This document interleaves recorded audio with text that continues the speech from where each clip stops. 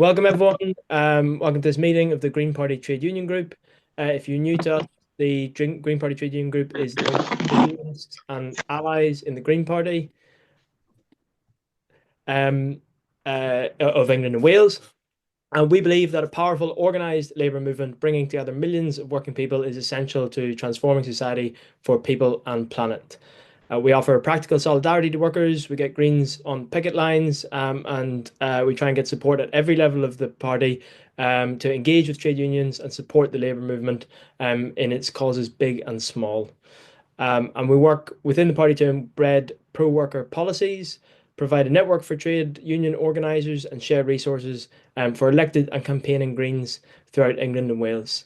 We're volunteer run, and we've just had a new committee elected. So thanks everyone who voted in that.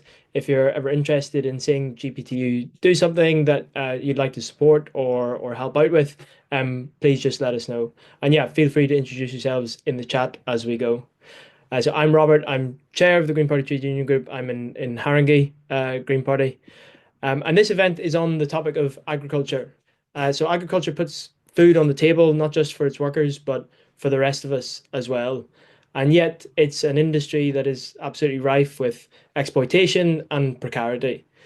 And at the same time, it's as an issue, farming and agriculture, it's become a real political powder keg. Anyone who's been looking at the scenes across Europe in recent years will have seen how farmers' protests have ignited um, uh, national political debates around Europe, and we can see the emergence of that here. It's been coming, but even today on the streets of Westminster, tractors are crowding out the streets around Parliament with Labour's first budget, very first budget, leading to the agriculture story being the biggest one on the agenda, with the inheritance tax changes, subject to a massive fight back from the National Farmers Union and MPs, and even scepticism from Green MPs who'd been spending the whole election campaign calling for a wealth tax. So there's a lot to unpack here. And what we want to look at is what a radical and popular agenda for land justice and good work in the sector looks like, especially as the climate crisis starts to bite. How can rural Greens, especially, we have a lot of rural Green parties who have many elected councillors. It's a real strong base of support for the Green Party. How can rural Greens offer a voice for workers? And how can they offer a real vision for what adaptation from below looks like as we sort of try to deal with the impacts of the climate crisis and not just mitigation against it? So we're very excited to welcome the speakers. I'll just very quickly introduce them because they're all going to introduce themselves, but delighted to have Jyoti Fernandes, an agroecological smallholder farmer and policy campaigns coordinator at the Landworkers Alliance. We have Kate Roberts, who's head of policy at the focus on labour exploitation or flex. We've got Alex Heffron, who's a farmer in Wales and a PhD candidate at Lancaster University, and has written some really interesting articles about the impact of these policies on farming and farming politics. And then delighted to have Joe Poulton as well, who's the campaign lead for the Basic Income for Farmers campaign. So there'll be lots of interest from Green Party members in that, I know. So massive thanks to the speakers. We also have Jess from the Solidarity Across Land Trades Union, who's going to be responding to some of the points, and then Alan Measures, who's convener of the Agriculture Policy Working Group. So packed agenda tonight, lots to get through. But I'll go to our first speaker just to introduce Jess and Ellie. Thanks, Jess. But I'll go first to Jyoti Fernandes just to introduce a little bit about your perspective from the Landworkers Alliance. And I should have said as well, you're also a spokesperson for the Small Scale Farmers Coalition, La Via Campesina, which many people will have heard of. So really excited to have you here, Jyoti. Over to you. Hello, everybody. Um, yes, nice to see you. Yeah, I'm from, oh, sorry, I've tipped the thing so you can see me a bit better. I'm from the Landworkers Alliance, which is, we're not a traditional trade union, so we're not just of people who are working. We're a grassroots union, so we have a very diverse membership. We're based here in the UK, but we're part of a global movement that represents peasant farmers around the world. It represents around 200 million peasant farmers, which extends from Europe to North America, but all across the global South, the global majority, many in places where the percentage of people engaged in agriculture is much higher than it is here in the UK. So we have quite a different system from many of the other organizations within La Via Campesina that we're operating within, because we have progressed along the path of having much more industrial farming here in the UK and the transition away from peasant farming for much longer, but we still ally ourselves with La Via Campesina. A lot of my work is here in the UK, but also much of it is global, and I've spent quite a lot of time recently in Africa and Asia working with farmers movements there. So a lot of my perspective is shaped by what the situations facing small scale peasant farmers and agricultural workers and indigenous people across the global majority in the South as well, in the global South. So our membership includes landowners, family farms, subsistence smallholdings, tenant farmers, people who work on community farms, people who work within workers' cooperatives, urban growers on allotments, landless workers, as well as employers and employees. So what we represent doesn't neatly fit into a class power analysis, because we're trying to build a really broad coalition of different people who work within the food system, but try to work towards, and not necessarily always achieve, but are trying within a very flawed global system to work towards systemic change in our food and farming system, so that the main goal is we have land that's managed well for everyone, that, you know, all of the land and the agricultural resources which are here across our planet are managed as a common treasury for everyone, so that we can have our basic human rights cared for, as well as the rights of nature and of animals. And so we really fight for systemic change in our food and farming and land use system all across the world. All of these categories of people within our membership, and we also include a supporters membership category, which is people who actually believe in that systemic reform towards a better food and land use system. Across all of these categories, we're working within a broken food and land use system, which has transitioned from around the 1950s. The majority of the world was engaged in local traditional land-based systems, which of course carry their own power dynamics, which were quite flawed. There was a lot of exploitation within those economies, and you know, but they were still very localized. And it's transitioned into a food systems which is really heavily influenced by the rise of the global industrial farming system since around the 1960s and the time of the Green Revolution. This system grew rapidly alongside the rise of the World Trade Organization and the liberalization of agricultural policies all across the world. What we stand for in La Via Campesina is a rights-based approach to food, and the principle of food sovereignty. And when we think about the systemic reform that's needed and where workers fit in within that, I think we need to think back to where we place food within our governance system.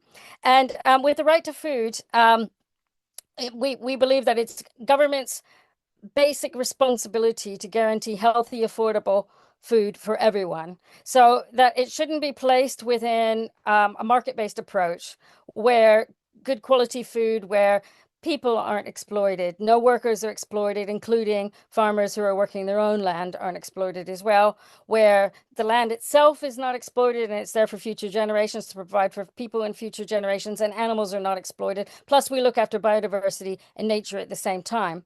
And when you take food out of that framework and put it into a very neoliberal framework where food is treated as a commodity in the industrialized food system, that's where you get the exploitation. So we're trying to build alternatives which, within this very flawed system and difficult system to move forward, we're trying to figure out ways we can do that. We try and look at policies which we can advocate for, which will make it easier to have the right to food respected and everyone who produces food respected. And we're trying to think about how we redress the deep harm that has been caused by the capitalist food system. So all of these things that we advocate for are things like market regulation, trade rules, subsidies, regulating supermarket power, and we must protect workers and we must put in the right policies and support mechanisms so workers can be treated fairly. The most vulnerable in the supply chain must come first. This includes family farms and independent businesses and all of the workers on agroecological farms, as well as farms that are working within the farm workers that are working within the industrialized farming system. That's big scale reform because there's so much exploitation rife within all of these systems. And we're looking at things like, new subsidy systems where there can be payments for workers, and especially at the moment, really trying to think about how we can have training for people entering into agroecological farming in a way that's non-exploitative, that's fair, that helps give the training and proper support for people who are learning how to farm agroecologically and want to take on farms, because up till now it's been deeply inadequate. These are the people who are most should be most respected in our society. They're the heroes of our future, and right now everything is failing them, and they need to be able to have good training and support so that it can be paid not just minimum wage while they're learning, but fair wages, and then as they go on to progress into working properly within the food system, being fully respected all along that. So and there's a lot to be done, and it's something that we have to come together to be able to fight for, and something that the Landworkers Alliance is continually trying to get engaged in and get other people educated about and engaged in as well. Brilliant. Thanks so much, Jyoti. That's really great way to set the scene. We'll come on to questions in a bit once everyone's introduced themselves. So if anyone does have questions that come off the back of any of the points speakers are making, feel free to put those into the chat. So once everyone's done their intro bit, we'll come on to questions. Kate, over to you. Kate Roberts, Head of Policy at Focus on Labour Exploitation.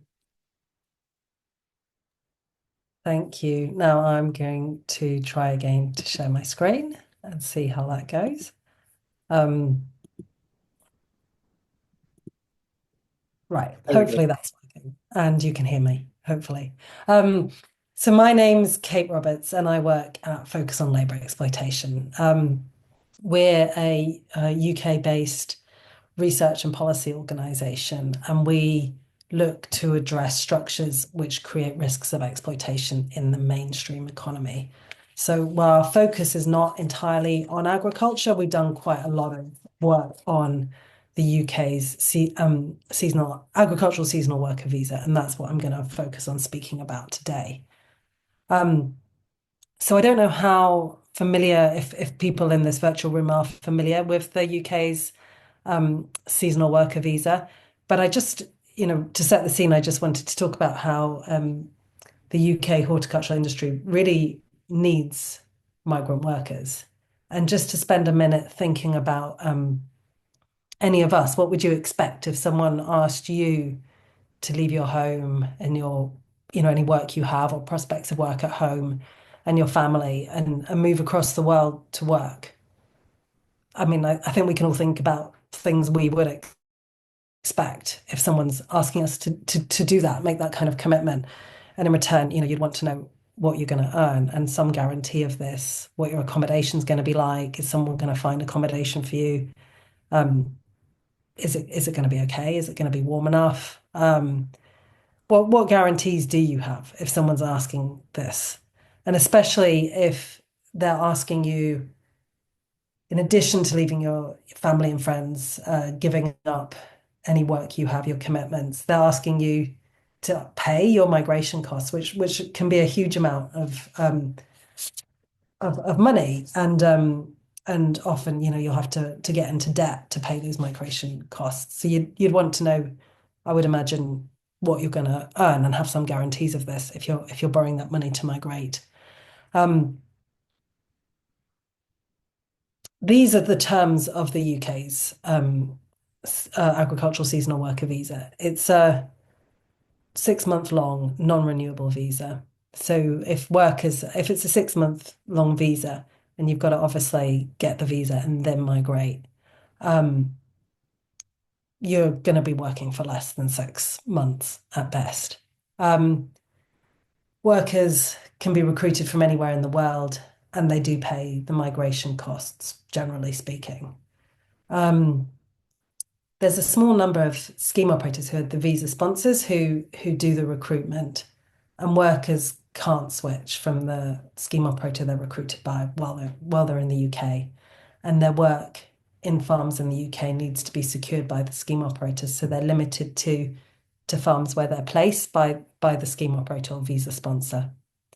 The scheme guidance does state that so if workers are trying to back of the envelope how much they'll be earning, it does state in the guidance that they should get 32 hours work a week and the national living wage for each hour of work. But as I said, you don't actually know how long you'll have the work for. The duration of the work isn't guaranteed. And things are made a little bit more complicated by the use of productivity targets.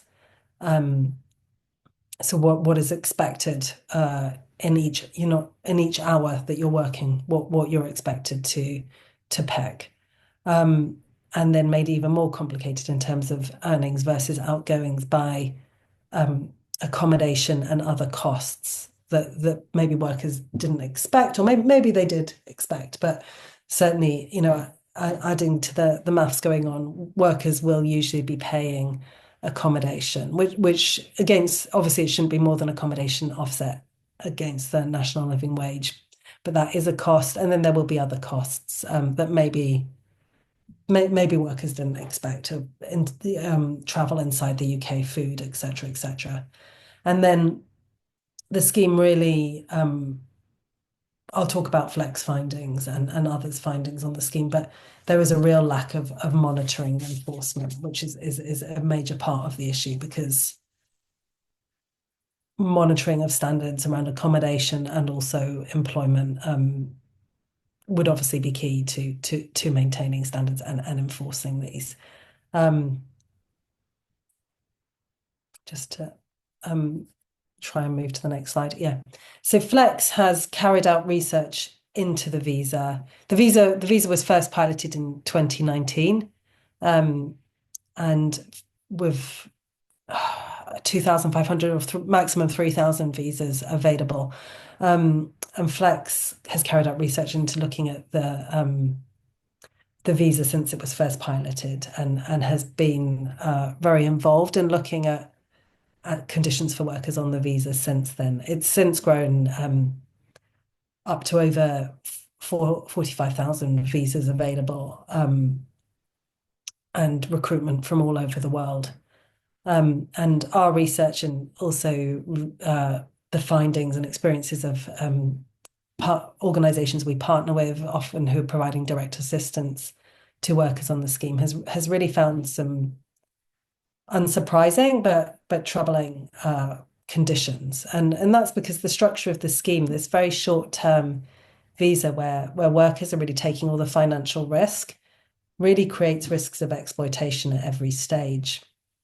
And the research we published in last year, 2024, I mean, our research is all available online, so I didn't want to spend a lot of time talking through our research, but just to give you a sort of flavour, over half of the workers reported, so only half of the workers reported receiving accurate information about what they would earn, which means a significant number of workers really didn't have a clear idea of what they would be earning in the UK, and that's really fundamental to borrowing money and making a decision to migrate. And the majority reported earning less than they had been told they would earn. Over half who requested to transfer between different farms were refused.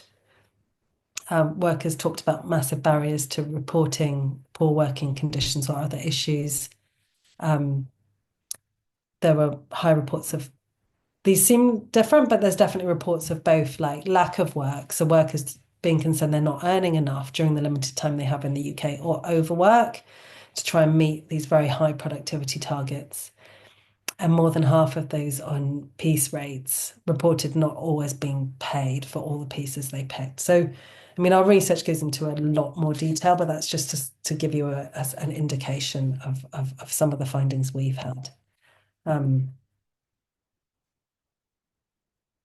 we've been working on this for quite some time, and we're founder members of the seasonal worker interest group. Landworkers are also in that group, and one with the main seasonal worker interest group recommendation is that the scheme really needs to be overhauled, because small changes on this scheme don't address the massive power discrepancies and the fact that it is migrant workers taking all the financial risk as to whether they're migrating across the world, not knowing if there will be work available, which ultimately just is a massive risk to take, and can really, if people return to their country with debts that they can't pay off from, they were relying on work in the UK, that's obviously really, really unjust.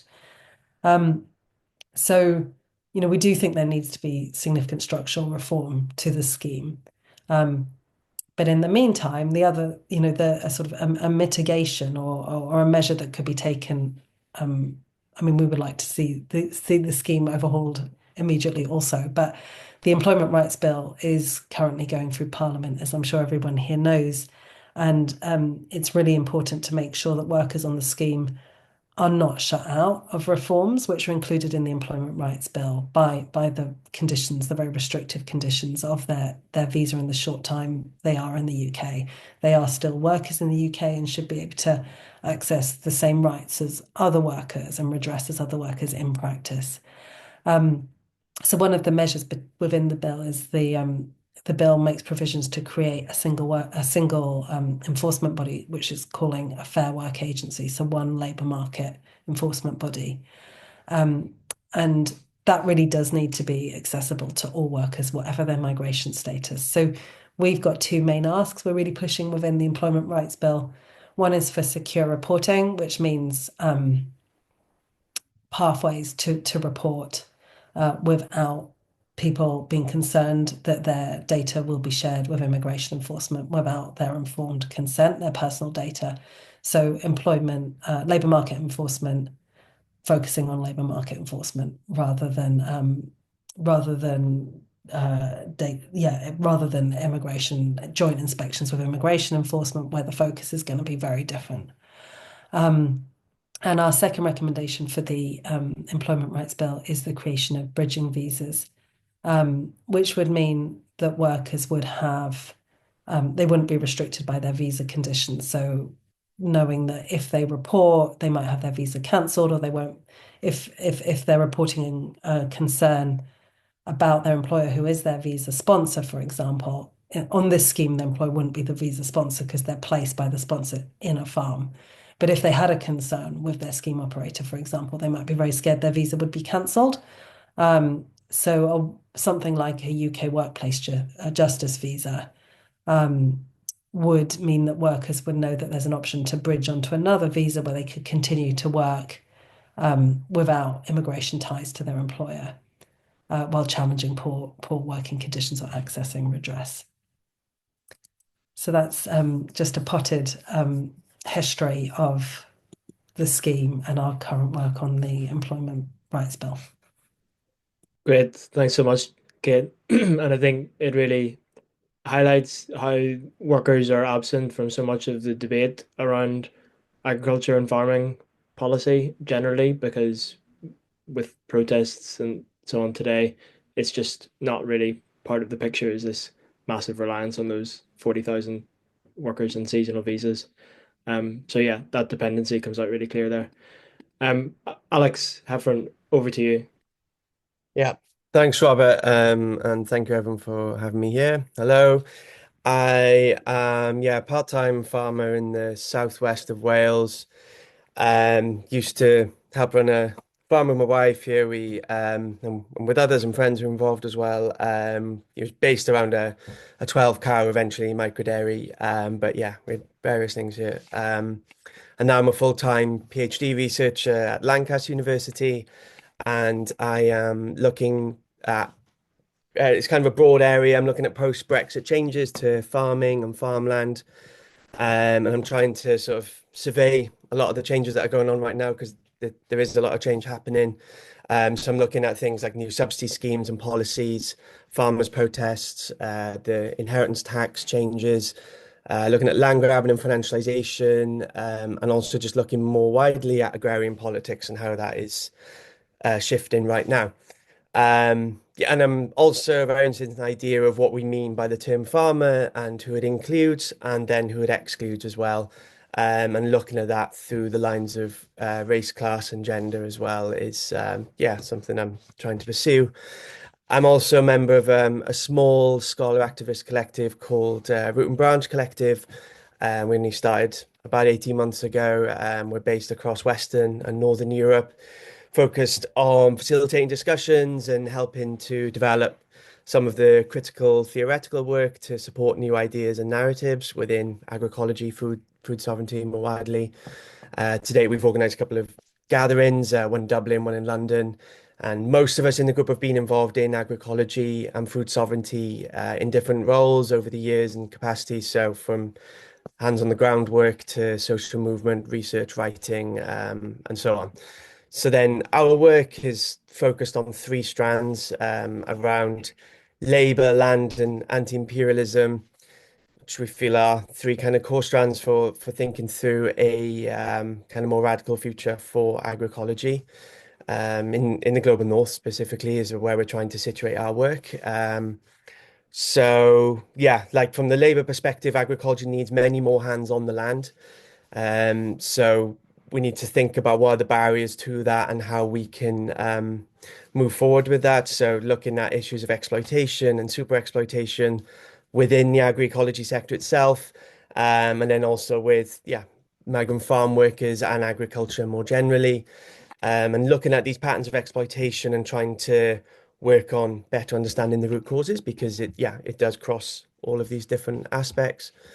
Looking at land as well, which is partly researching what's going on in terms of ownership change, and then also looking at what kind of reforms we could be looking for, and again, kind of focused on those who will probably never be able to afford to buy land, which is the majority of people, and particularly in a country like this in the UK where land is increasingly expensive.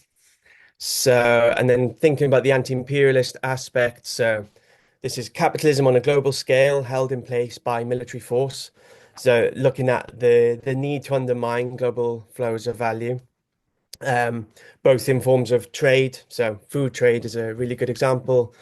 Cheapened food is central to how imperialism works and central to how capitalism works on a global scale. And then also looking at how labor flows across borders.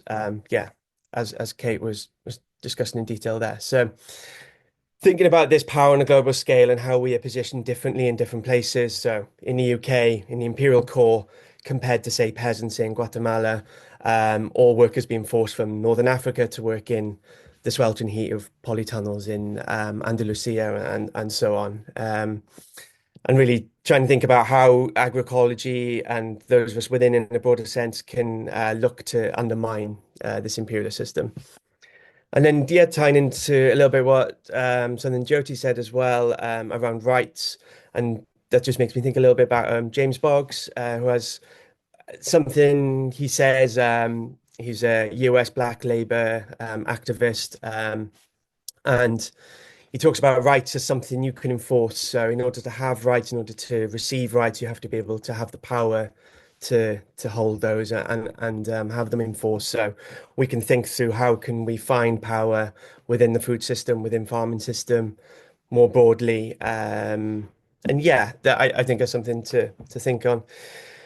And then I just kind of want to close really by saying something I think that all of us here know, which is that currently we're on target for something like 3 degrees of global warming, which is simply not a livable world for the majority of humans and other living beings on this planet. We're also witnessing a live streamed mass genocide and ethnic cleansing, and that's on top of all the wars we see in Congo, Sudan, and elsewhere. So I feel like it's beyond time to strike at the core of what is destroying living conditions on this planet, which is imperialist capitalism, which is no easy task, of course. Like this is, there's no simple solution. It's not just a case of we say, oh, great, let's just do that. But I think trying to hold that in mind of what we're trying to work towards.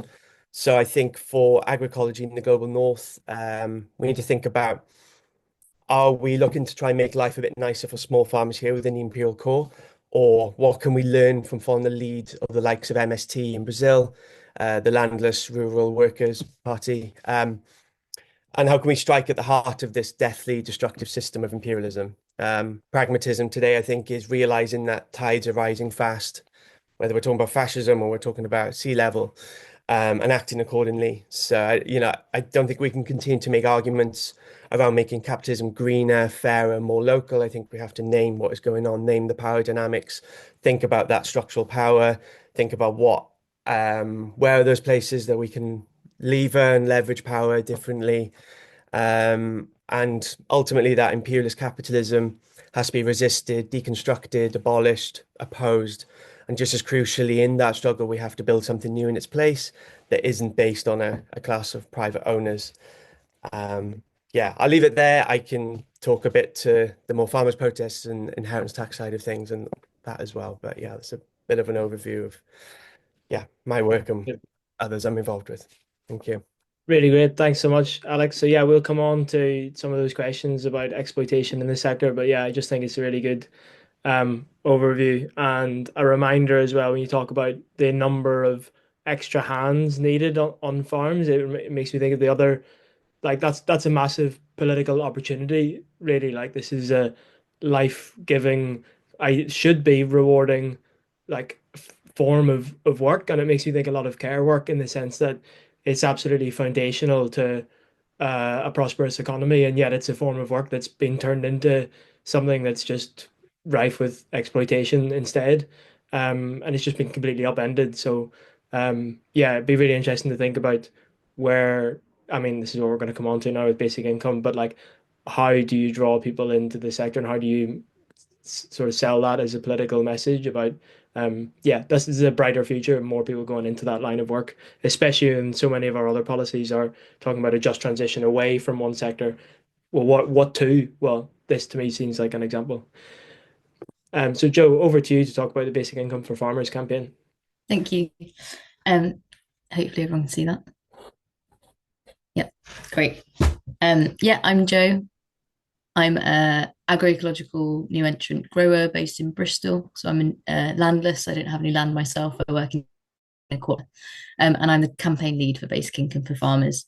And we're a collective of growers, farmers, farm workers who trust farmers, deep care for the land and the land they steward and the communities they feed.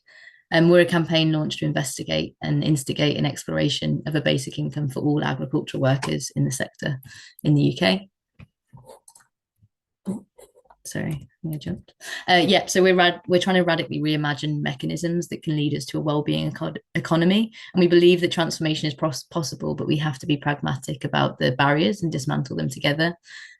According to the Soil Association's recent paper, farmers do want to transition. 66.1% of farmers said that financial and business barriers to transition are the barriers to transitioning to systems that prioritize nature and climate.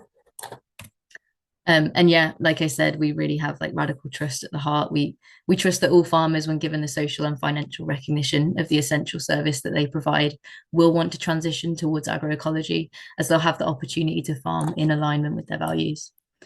So we've talked briefly, everyone has, on the underlying drivers, but yeah, farming is a public service without the financial or social recognition of such. Market dynamics, supermarkets, volatile pricing agreements, and obviously, as we're all very aware of, the climate crisis and crop losses that will come with that will continue to squeeze farmers financially. In 2024, farming incomes across the UK were down 600 million as a result of extreme weather. So that's sort of just a statistic to really bring it home for us. And yeah, we see the symptoms of these drivers as a low yield of new workers. The average age of a farmer is 59 in England. And we also see its impacts on the mental health of our farmers. So farmers are 1.7 times more likely to die by suicide, and 95% of young farmers in England said that suicide is the biggest hidden danger in the sector. So we really need to look at boosting well-being within the sector. Again, cheap food does not serve anyone. And we have the lowest food prices in Europe, but the highest food insecurity.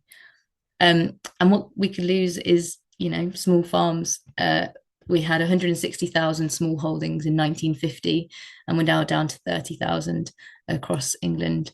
And yeah, essential income for farmers could be lost, and our food sovereignty ultimately is what's at risk, or at least the ability to build food sovereignty within the UK. But what is basic income for farmers? So we are using the 5 pillars of a universal basic income. So that means it's cash, it's regular, it's individual, it's unconditional, and it's universal. So it would be a regular unconditional cash payment directly made to farmers and agricultural workers. It would be paid to the individual. So unlike the Common Agricultural Policy or the Environmental Land Management Scheme, it would not be linked to area size or productivity. It would be linked to the individual contributing to food production, including farm workers.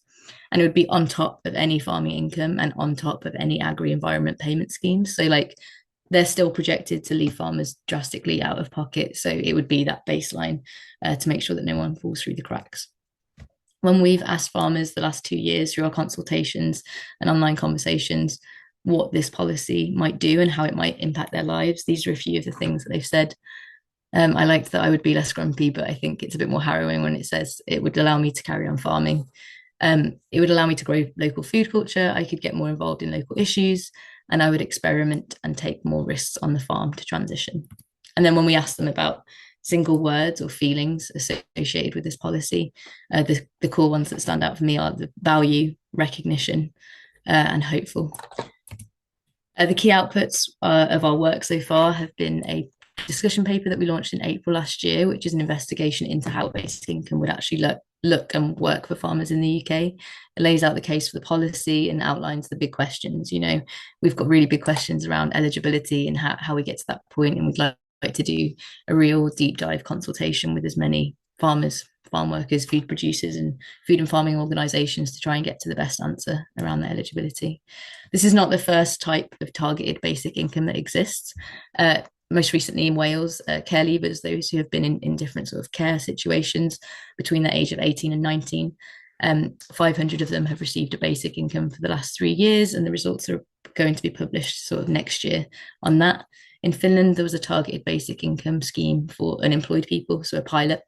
And in Ireland, 2,000 artists received a basic income for 3 years, and the results are starting to come in for that now. So yeah, it's something that's already existing within the system, and we would love to pilot basic income for the agricultural sector. We think it would work to pilot because it would generate data on new policy. It would inform a policy proposal, a really robust policy proposal for the devolved nations, and it would create political will for certain policy outcomes and really sort of, yeah, show a light of what we can move towards. Yeah, well, like I said, we'd want it to be devolved. We believe it would improve the health and well-being of our food producers, enable new entrants to actually get in. As I found with the barriers of not having inherited land or inherited wealth, it's been extremely difficult to even try and learn how to grow food, let alone run my own project. We think it would increase local food supplies and actually make farming a viable livelihood. And we think a basic income for farmers is a really good policy for the Just Transition Toolkit. Obviously, a basic income for farmers isn't a silver bullet. We'll need lots of other things to work around it to make sure that we can all thrive within the food system. We want to grow all of the good stuff. So like community well-being, increase sustainable practices, or the ability to transition towards agroecology, create economic resilience for communities, and really empower local economies.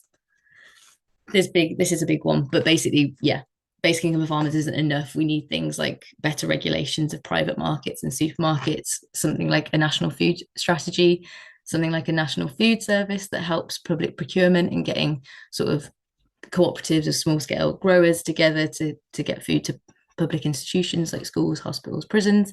And we really believe that a basic income for farmers will be that sort of baseline to establish that. There was a pilot in India called Work Free. And what they found through that pilot of direct cash transfers is sanitation workers were able to actually come together to form a cooperative and to fight for their workers' rights. And that was just through the bargaining power that the basic income provided them. So we really can see sort of like cooperative structures forming as a result of this. And I'll just end on a quote that is, basic income doesn't solve every problem, but it makes every problem easier to solve. And to strengthen the food system, we need to strengthen the existence of our food producers. And if we want food security, food sovereignty, we need our farmers to be secure. And we believe a basic income for farmers is a step towards that future. Thank you. Amazing. Thanks, Joe. I mean, it just seems like an absolute no-brainer. That maybe that's just Green Party bias, but yeah, especially for the party, if it's not already in policy, then I think it would be a really good thing for us to do and thing to lead on. So yeah, if anyone's interested in working on that on policy-wise ahead of autumn conference, yeah, stick a message in the chat and it'd be great to talk. I'll put the first question actually, I think, to Jess and Ellie, who are from the Solidarity Across Land Trades Union, because you're actually organising in the sector. So I'd be interested to hear your perspective. We heard about exploitation of seasonal workers, but you're organising in the UK. You know the union landscape as well. How does that exploitation happen? How does it differ for non-seasonal work? And I guess slight elephant in the room is that there's no established union voice here. I like it, how is unionization failed, I guess, in the sector? I'm sure there's historical roots and that, but what efforts have there been and how have you found it trying to break through? Yeah, I can speak on this a little bit. Do you want me to intro Salt just a little bit? So Please, yeah, just for the thanks. people in the room who don't know who we are. So SALT stands for Solidarity Across Land Trades. It's a grassroots trade union organising for fairer conditions, solidarity, care and justice. We're a collective of workers, trainees, freelancers, co-op members and volunteers who are employed by others in land-related trades. We fight for better standards of pay, working conditions and cultures within our sectors, support our members with workplace issues and build community between land workers and the wider social justice movement. Since starting up 3 years ago, we have run several workshops for workers on knowing their rights, negotiated an end to advertising illegal traineeships on widely used job advertising platforms, and pushed to an end to the acceptance of these traineeships in general. We've become a branch of the Bakers and Food Allied Workers Union, assisted in several workers with employment issues, and released a workers' inquiry into labour conditions in agroecology, which you can find on our website. And to answer your questions, I mean, unfortunately, in our experience, the agroecological sector mirrors a lot of the conventional agriculture sector in many ways, especially on worker exploitation. Many businesses are reliant on underpaid workers, bogus self-employment, illegal traineeship positions, and volunteers. Some of the stats from our recent workers' inquiry found that 78% of workers reported low wages being a key challenge of working in the sector, with 44% of them saying that their wage doesn't cover their living costs or their accommodation. Workers often weren't paid for overtime, bringing average wages below minimum wage. Trainees were paid on average £1.41 per hour for 29 hours a week work. 53% of workers reported the expectation to volunteer in order to receive a paid position. Low pay and lack of contracts, lack of health and safety standards, valorization of hard work culture and burnout have led to an unappealing, precarious and potentially dangerous sector, particularly for those in marginalized identities like working class or racially minoritized people. This is exacerbated by the organic/agroecological rhetoric, whereby consumers often automatically assume that because they're buying products that are good for the planet or the land, that it must be ethically produced from a workers' rights perspective. The added cost of producing things is in an environmentally friendly way is being pushed on the back of workers in a lot of cases. Seasonal workers are definitely more precarious, and often these workers, whilst the business owners tend to be the non-seasonal workers. Seasonal workers are being employed 6 to 8 months of the year on very low salaries. They're not working full time the whole of the year, what they're supposed to do for the rest of the year. Working as a land worker definitely doesn't allow you to build up a surplus to cover the remaining 4 to 6 months. I don't know if Ellie's got anything to add on that, or if you've got any questions. I mean, obviously we didn't have a lot of time to prepare for answering these. No, that's great. Thanks very much. I think we'll come back on maybe actually, yeah, we'll go on to the question on exploitation of nature and how that interlinks. So feel free to come in on that, Jess, but I'll start with Alex on this point because I think you've alluded to it before. What's the overlap between exploitation of nature and exploitation of workers? How are the two interlinked? Because we see that's happening. It's like the sector relies on both. But could you talk a bit more about how the two are actually connected and they're not like incidental? Yeah, I'll try and give that a go. It's a huge question. So fundamentally, capitalism relies upon like this idea of the free gifts of nature, right? That the the soil provides and so on, and ecosystems provide for us. So and the regime of cheap food then is organized on a global scale. So we can, for example, if we think about the soya industry and how we can import huge volumes of soya from the Americas, and a lot of that's Latin America, and that not only is there, does that provide cheapened inputs for feeding animals in this country so we can have cheapened meat. It also impoverishes the soils and the ecosystems from where it comes from too. You know, it's implicated in the destruction of, let's say, the Amazon or the Cerrado, or in clearing and the genocide of indigenous peoples in Latin America.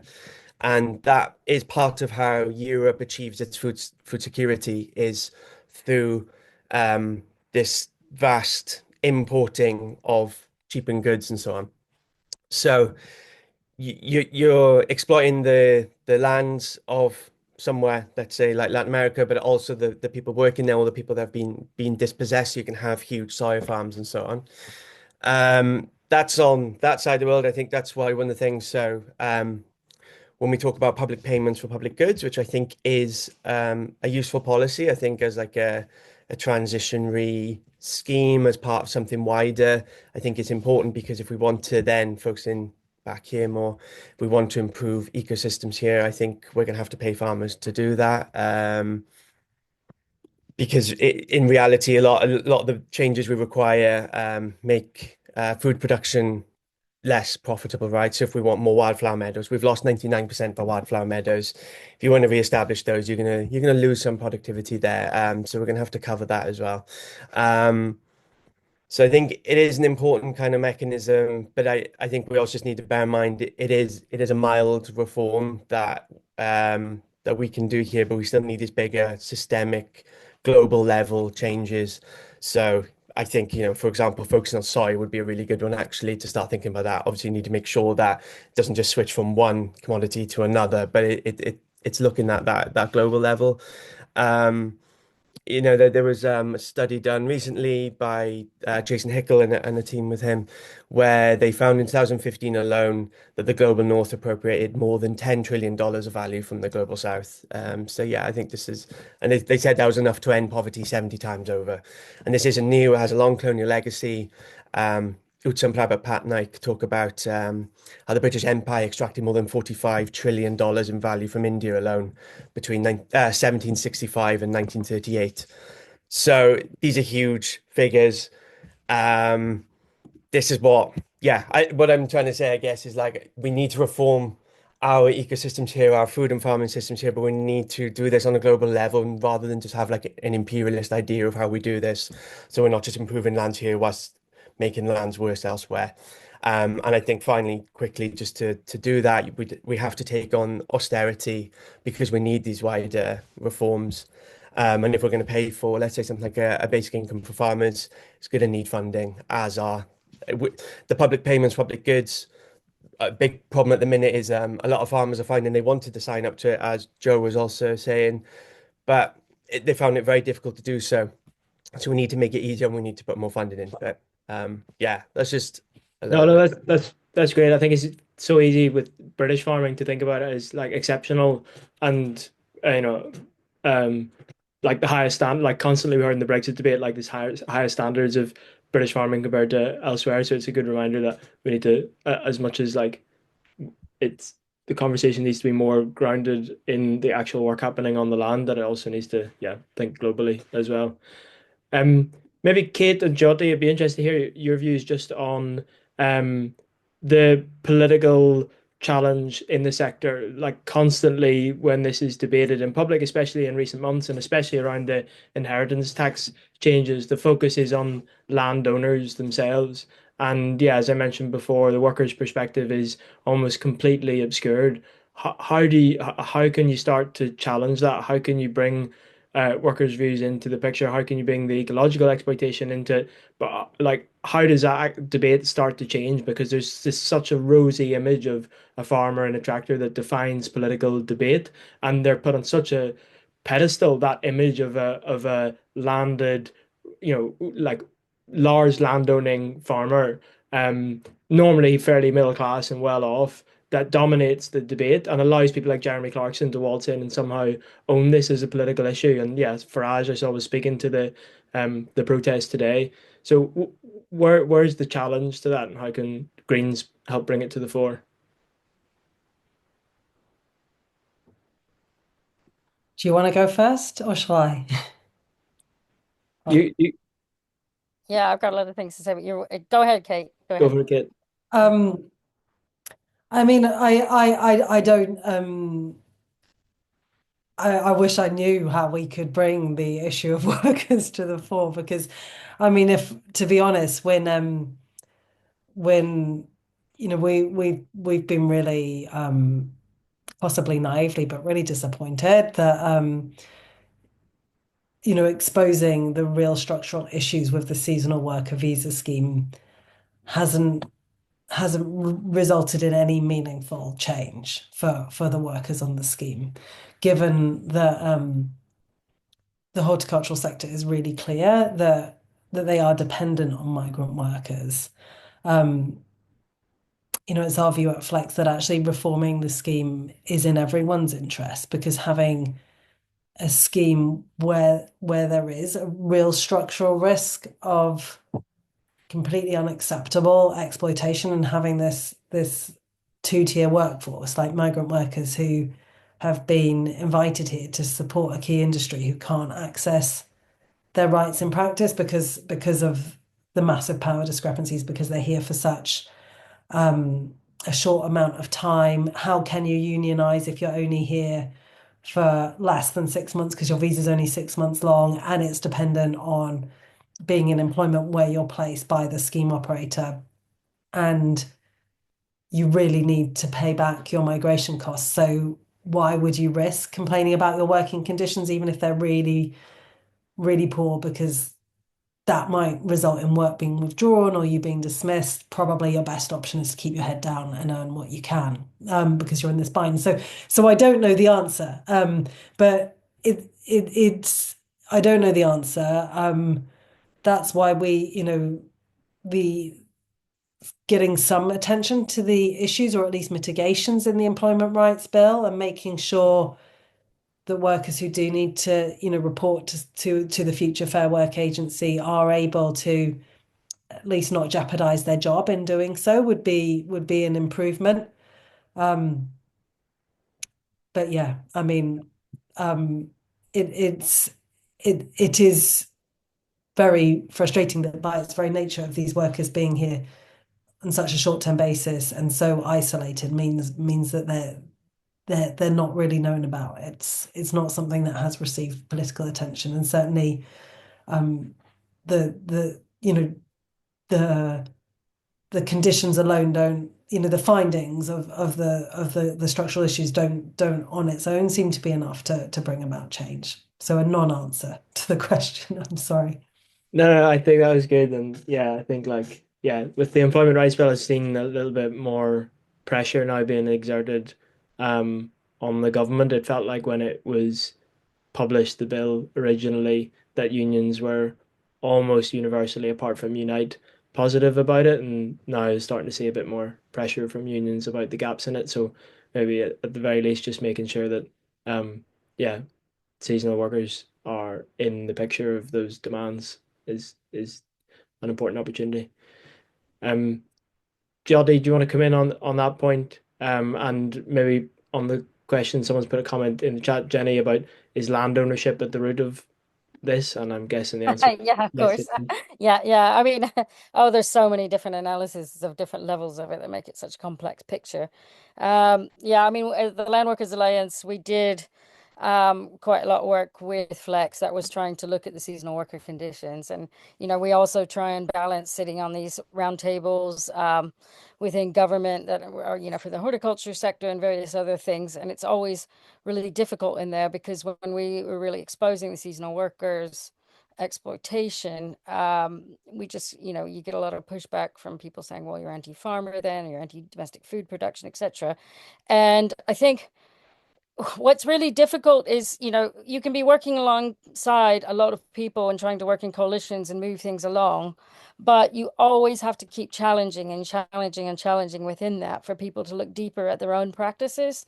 And, everybody needs to be looking at the most vulnerable within any of these systems and trying to bring those things forward, bring it forward with care, because we're all part of an exploitated, a system that's based on complete and total exploitation, and figure out how we move those things forward. But we really have to keep making these things visible, so that people can have a deep, hard think about how we deal with this. But I don't think any individual farmer or any individual business can actually do it in isolation. This kind of analysis needs to be done more collectively, where we develop a vision and we move towards it. Like, all of the conditions that Jess was explaining, which are true. There has been so much exploitation within the agroecological sector. And that's not just of the people working or the volunteers on the farms. It's also the people trying to run those businesses, whether it be people trying to set up a cooperative, people that are trying to run a family farm, and they're relying on lots of family labor within that farm, people exploiting themselves by trying to get a small holding and working incredibly crazy hours. I've been at every part of this chain, and believe me, I've been everything from a volunteer to a worker on a big strawberry farm to trying to run a business with no startup capital and no training, to trying to do every aspect of it. And every aspect of it is part of this incredibly deeply flawed system where we think about food within a capitalist framework, and it's been pushed towards that. And across the world, global corporations who want to benefit from the food system, dismantle laws that are there for protection or fight against them, and landowners who are historically from very privileged backgrounds.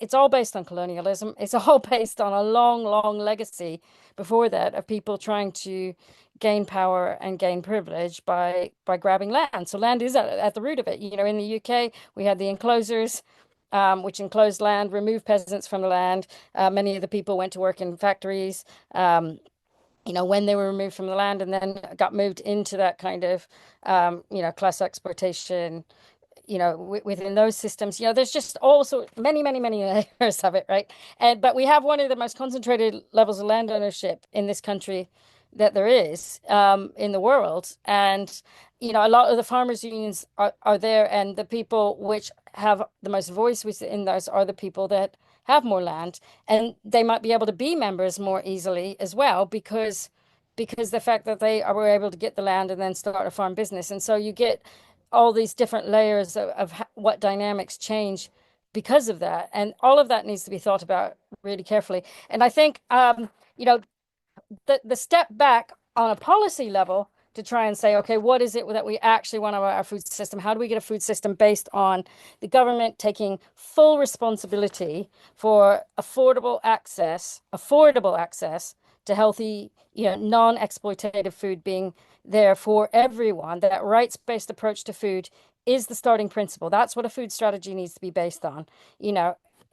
Everybody's like, oh, moving themselves around trying to fit in within the WTO or this kind of, sort of very liberal framework. But actually, we need to go right back to saying, how do we create our food system in the first place? And that has to be systemic analysis held on a societal level, but all across our movements that are working for a better food system as well. So some of that's about promoting policy, stuff like the basic income from farmers, having these protectionist policies which protect fair markets so that the people who produce food, not the owners, the people who are doing the work, get a fair wage for what they're doing and are recognized for that work. We need to have trade laws. We need to have regulation of supermarkets. We need to have more stuff that sets up things like county farms, startup grants, cooperatives, community farms, paid training programs, actual real training programs, not just ones where it's somebody working on somebody's farm and trying to pay that. All that needs to be handled in a really systemic way. And we have the total ability as a society to do this. It's just a complete lack of political will because we're putting everything to the market. You need many, many more labor subsidies to make sure everybody's paid well. There was one in Wales that the Landworkers Alliance lobbied a lot for to try and get that in place. And we need production support that's based on the commodity themselves. If we're going to have the right amount of food being produced on the land that's available to feed the population, you need to do those studies that work out what does our population look like, what is a healthy diet for everyone, and how do we make it so that land is and farmers are being produced, land is allocated appropriately, and farmers being paid to produce that food. Basing it on the market and historical levels of injustice and land ownership and privilege and money is not the way to do a fair food system. Now, in the absence of government enacting these reforms, which right now they're not. It's nothing. It's not anywhere near it. So we get exploitation of all the workers on agroecological farms, most of the owners of agroecological kind of things that aren't ones that are moving into it from a very privileged background. And then on the industrial farming model, we get loads and loads of exploitation of the workers. Well, a lot of people own land and they just hire people in a really terrible way or hold them as slaves to work for them, right? So how do we build social movements that actually challenge this? And Alex did mention it and did mention Movimiento Sem Terra. And I think that provides one of the examples I'm most inspired from in the world, right? And I'll just describe a little bit about Movimiento Sem Terra just to explain what I mean, because I think the social movements here, the movements for better food and farming, the agroecology movement, the workers' rights movement, are still operating in a way that we're trying to operate autonomously and independently and with a market-based framework. Most of these businesses that set themselves up as an alternative did it on a really DIY basis without any systemic support, right? And then they failed. They have failed to make a viable business for themselves and for the workers that they're employing doing that. And that's because they're trying to do it on their own. So if we think more systemically about how to hold this, then we need to hold it within social movements. So Movimiento Sem Terra has a huge amount of collective analysis about what they're trying to achieve. And they do this through methods of popular education, where you encourage people to have critical thinking, and unions like SALT are amazing for that because they challenge, and then they make the movement think, have a good hard think about where is our analysis and where are we moving,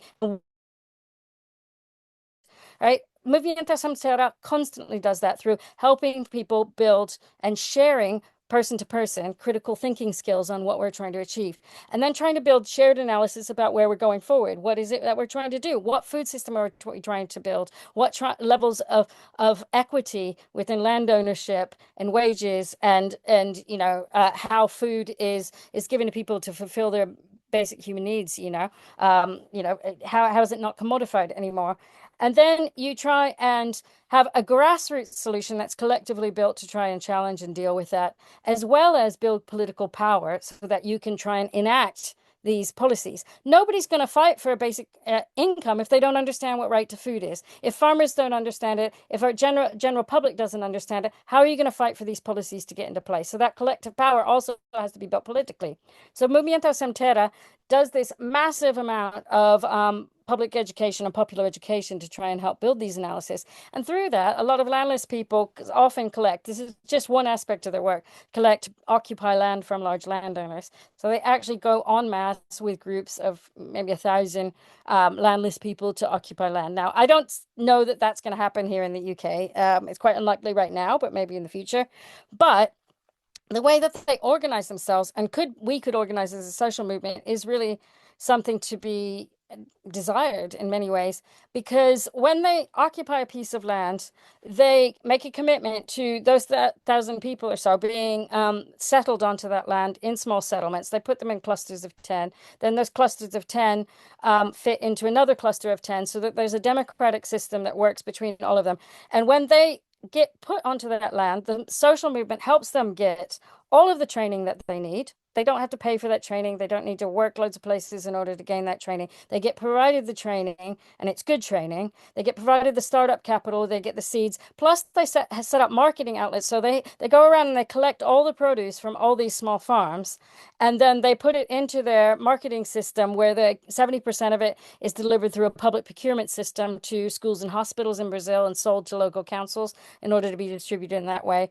Another 20% goes to collective shops, which are in Sao Paulo and different places in Brazil, and another 10% is exported. But that means all those small farms can focus on the farming, and they can focus on doing that well and have a better quality of life, because they don't have to be handling the marketing, plus trying to get the training and the startup capital and everything at the same time. And they're also held through social structures where there's creches, there's schools, there's also all sorts of like healthcare and other things that are provided through the social movements on these settlements to help support everyone to thrive in a better way and to help build justice and equitability. And they also do loads of amazing things like trying to gain political power. So they really helped get Bolsonaro out when that happened across Brazil. So I'm not saying they're perfect, and I'm sure that it's absolutely riddled with controversy and things that they need to check and reflect in on themselves.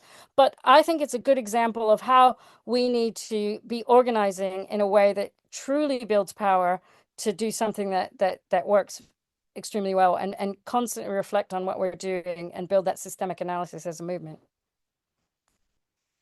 Thanks, Jyoti. That's great. A lot to look into there and think about. We are slightly running out of time. I'm going to suggest that for those who can stay on, because there's a lot more I want to get through. So for those who can stay on, I suggest we keep going until 8:30, so we give ourselves the full hour and a half. But anyone who needs to head on, just let me know. We were supposed to only go to 8:15.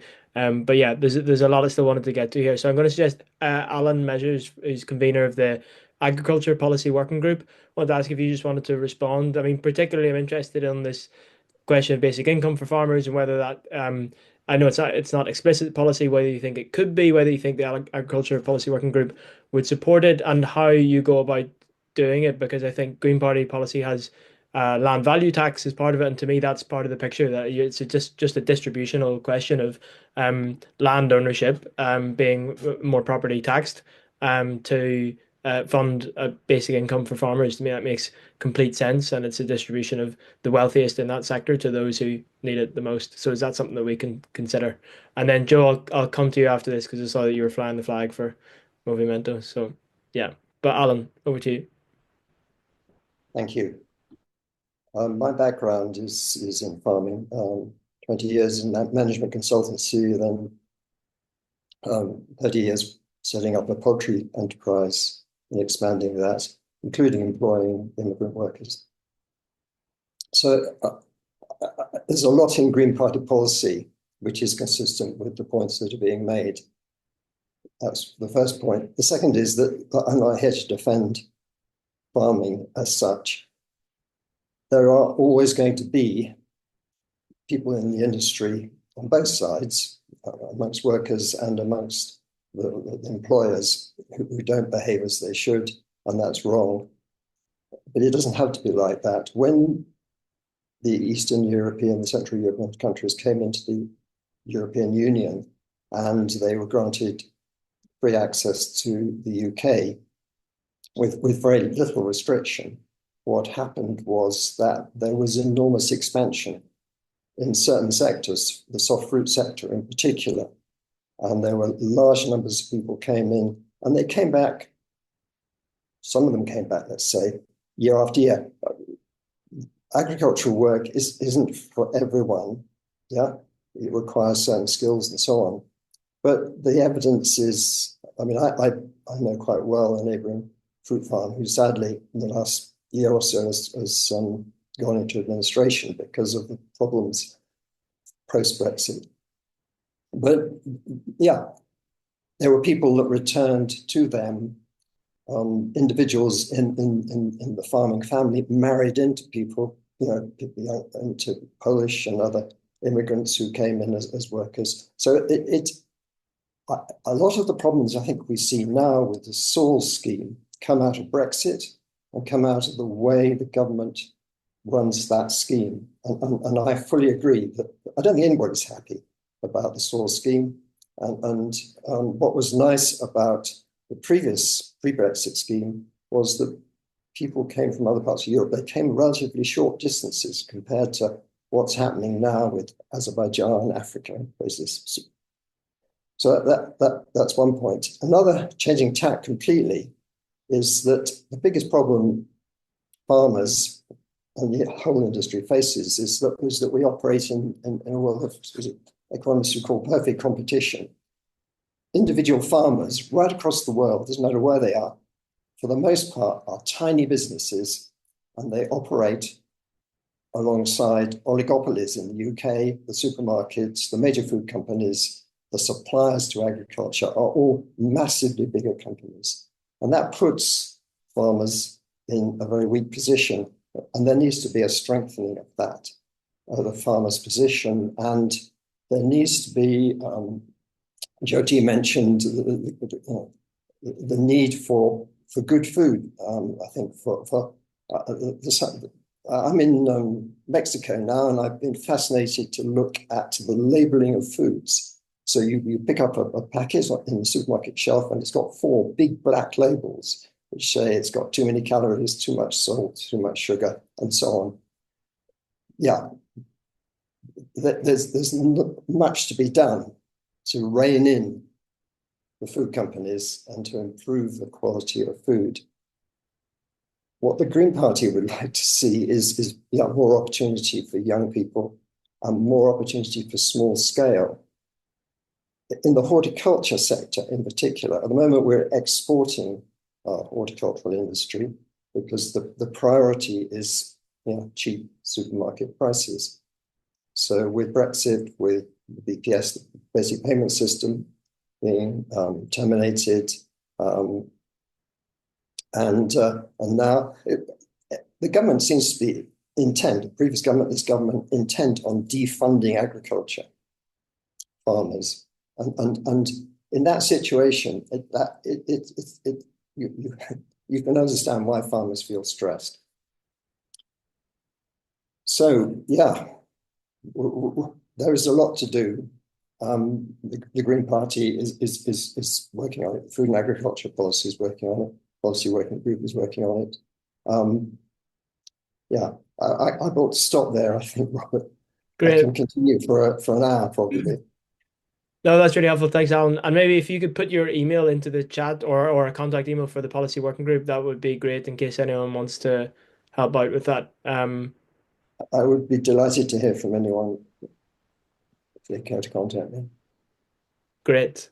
Okay, Joe, over to you. No, I met a landless resilient worker at a basic income conference a couple of months ago, and they gifted me this T-shirt. Yeah, so I was just really happy to hear a reference to them. Yes, I guess closing thoughts from me really are how can we expect farmers to imagine thriving futures when they're locked in the cycle of scarcity?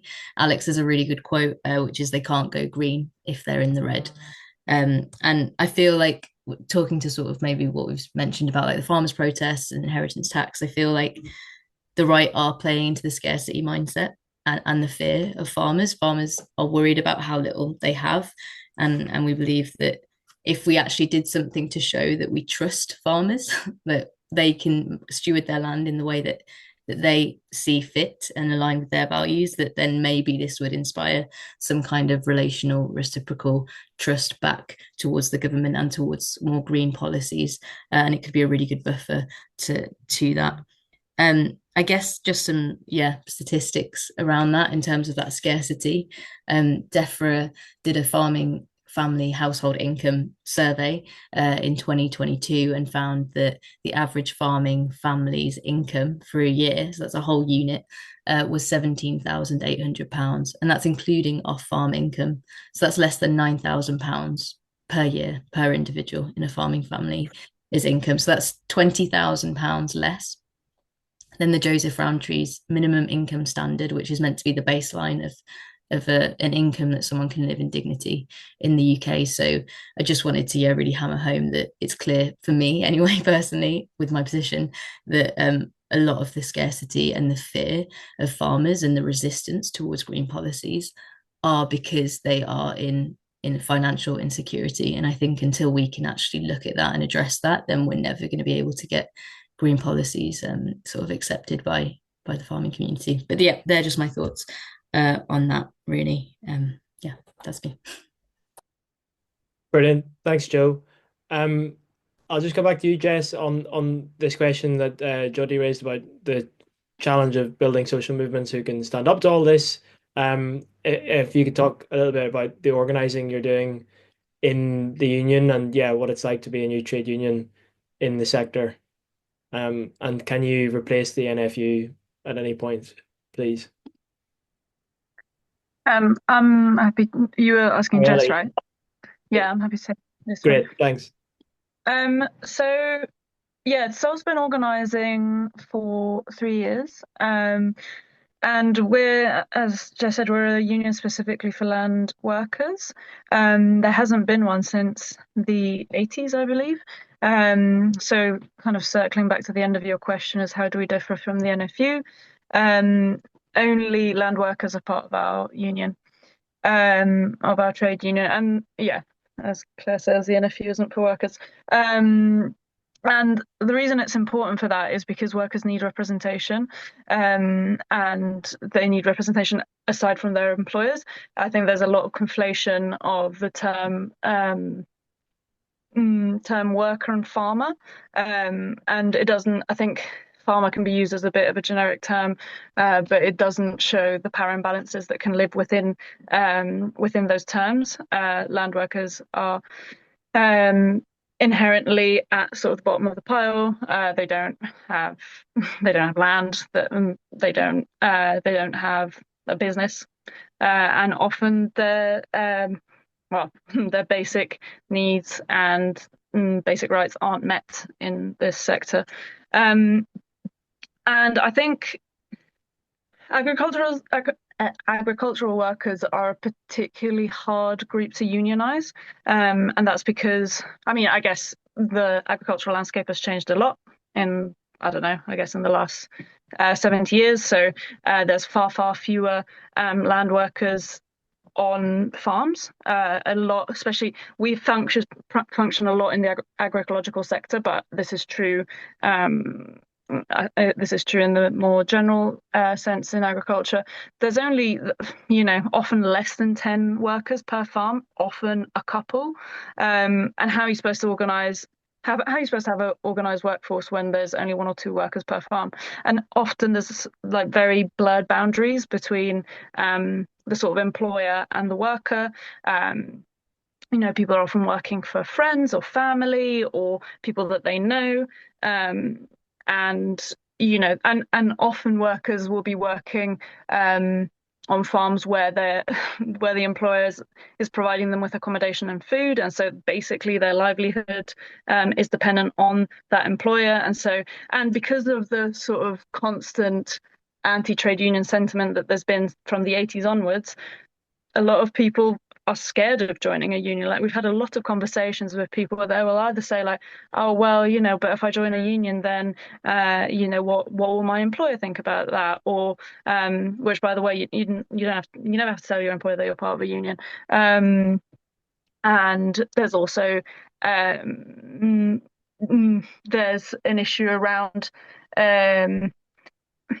thinking, oh well, I don't really need a trade union, or kind of using I don't know, there's an issue around sort of bogus self-employment, and which means there's self-employment that isn't actually self-employment, and as in it doesn't follow the terms of what self-employment really is, and what does that mean in terms of like how workers being exploited in that, and what and some workers thinking like, oh, actually that can be beneficial to me because I can be employed on my own terms, but maybe someone else will come in who needs the security of actual freelance working conditions. But there's a culture of not upholding those conditions. Yeah, I think this sector is really, really hard to unionize, and that's something that that is something that we've come up with a lot in our 3 years of organizing. How do we connect to farmers who are isolated and don't know their rights? Like, so many people don't know their rights. We're not taught our rights at school. We're not taught them as adults, and so a lot of workers won't know even that they're being exploited, and because they have no one to look to or to talk to because they're working on their own in a farm, there's no. And because also often the employers don't know the rights of workers either. This is how we're perpetrating these issues in this sector. I think, yeah, there needs to be a big wealth of sort of education for workers to be able to learn their rights, but also for employers to encourage workers to join a union and to know their rights, and yeah, support a narrative of not basing businesses on exploitation. Yeah, sorry, that was a bit of a jumbled answer, but I hope that was helpful. No, thanks, Ellie. I think what you're doing is amazing, and I hope to see it go from strength to strength, because it's so important. Jez? Yeah, I just wanted to come in to sort of answer your question a little bit, and add that also SALT itself has faced a bit of hostility in the sector from other organisations that are supposedly organising for the good of the sector, for a fair and just food system. And I think that needs to end. We need to work together on this. And that means employers, employees, people who volunteer, everyone in the sector working together. A trade union is there to work for the workers' rights, and that uplifts the rights and the scenario for everybody, the working scenario for everybody, not just the worker. And it's not pitting the worker against the employer, it's just making sure everyone's rights are covered. And to talk about what it's like to be a new trade union in the sector, I mean, there's like a massive lack of employment structure in the sector, employment rights protection structure. So lack of written contracts, lack of health and safety training and regulations, lack of maternity and paternity leave, sick leave. Even the national minimum wage isn't met in a lot of the jobs in the agroecological sector. If you really look at things like overtime and this whole traineeship issue as well. And like Ellie touched on with the bogus self-employment, it's really rife in the sector, and every organisation needs to be targeting that and not platforming employers that are perpetuating these bad practices. So yeah, it feels like a big challenge as a tiny new trade union in the sector, and we're still learning loads. We've learned loads from a lot of older folks in the trade union sector as well. Me and Ellie are both on a lot of training at the moment, and it's feeling more and more like we've got a lot of stuff to battle in this sector. But I think if we work together, it's something that we can work out. Great, thanks, Jez. And then I guess just final comments from Kate and Alex, if you have any. Is there one thing you'd like people to take away from this call, whether that's just back into their own work or back into their local Green parties? Maybe Kate, do you want to go first and then over to Alex? Is that okay? Yeah, I mean, for me, the main takeaway is really just please do whatever you can to and to make sure that with this current employment rights bill, that it really does contain measures that make sure that all workers can access their rights in practice, whatever the worker's formal status, and particularly with the seasonal worker visa, we've been looking at immigration status. But it really is only going to be effective if there's not certain categories of workers that are left out and we have a two-tier workforce. So yeah, we at Flex have suggested the importance of secure reporting and bridging visas. But yeah, it rights on paper that are just on paper aren't that much good to anyone. Great, thanks, Kate. And I hope the Green MPs are helping with that. But if there's anything that would be helpful for GPTU to try and nudge on, just let us know. Alex? Yeah. Okay, so try and cover a few things really quick. I think, yeah, I'd just like to echo the points made by Jess and Ellie, and that, as we're in a trade union group here as well, specifically like building up that workers' power through trade unions is essential. And it's for everyone within the whole sector of agroecology as well. Everyone benefits from this. So yeah, I think, working to make sure that being paid to learn on the job is the norm as it is in other sectors of the economy, rather than like making our part of the economy seeming different, special, unique. I think we have to try and break some of that narrative. And I think as we're in a time of the far right and fascism, if we want to use that, but I feel like this is a problem all across the West. It's not just a British problem, but we can see where Farage and Reform and so on are surging. Fascism is a form of capitalism. It's a crisis response. It's a way that it seeks to reassert certain power. In part, at least, this is part of what it was about. So I think we have to stay focused on what we're trying to do here, and yeah, workers' power is going to be essential to that. I think as far as like for the kind of broader farmers, like as in the more traditional farmer, landowner, family farmer kind of idea, I think that we should be looking to support them make transitions, as discussed earlier on, and that there should be accepted as like a right to stay and live in the countryside as part of a just transition. A just transition can't mean people are cleared off land to go and do a job somewhere else in a different industry. I think that people in the countryside is important, and people deserve that right to stay there. And then, yeah, very, very finally, is how can we find ways beyond private property, which is so central to capitalism. And yeah, it was mentioned earlier, but council farms I think are a really important way, and they have been underfunded, and councils are flogging them in order to raise was really a very small amount of cash. And I think what we need is a new vision for revamping and rebuilding council farms as a practical land reform. It makes land open to people who don't inherit wealth and land. And yeah, there's a place in Carmarthenshire I could talk about, but yeah, they've been doing this, and yeah, I think that is enough. Yeah, thank you. I'm sorry. I feel like if we had another couple of minutes, I would have loved to hear about that. But maybe can you put a link in the chat to that, and we can Yeah, share sure. around after. That'd be great. Yeah, I feel bad. I'd feel bad if we went all beyond half eight after saying we were originally going to quarter past.